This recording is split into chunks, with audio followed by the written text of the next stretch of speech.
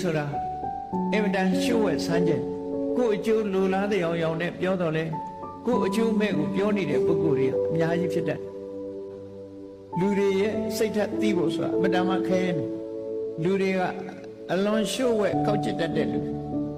လှုပ်တာတစ်မျိုးပြောတာတစ်မျိုးစိတ်ထဲကတစ်မျိုးလူတွေဟာစိတ်ထဲရှိတဲ့အတိုင်းပြောကြဆိုကြတာမဟုတ်ဘူး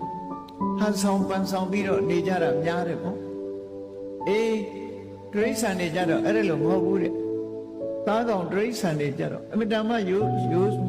စင်းတယ်ဖြောင့်ပတ်တယ်သူတို့စိတ်ထဲရှိတဲ့အတိုင်းပဲသူတို့ကလှုပ်လို့ရှိကြစိတ်ထဲရှိတဲ့အတိုင်းပြုမှုကြ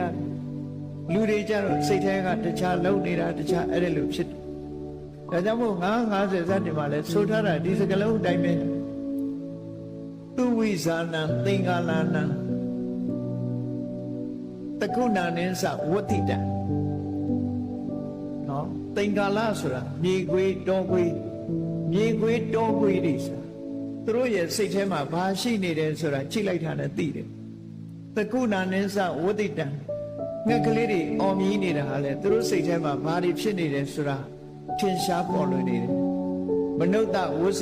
တ္တိတံမနုဿဝတ္တိတံရာဇဒုက္ခိဇာနတရံတရော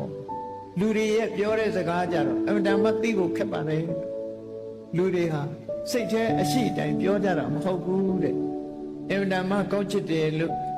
ဒီလိုဆိုခဲ့တဲ့စကားတွေရှိတယ်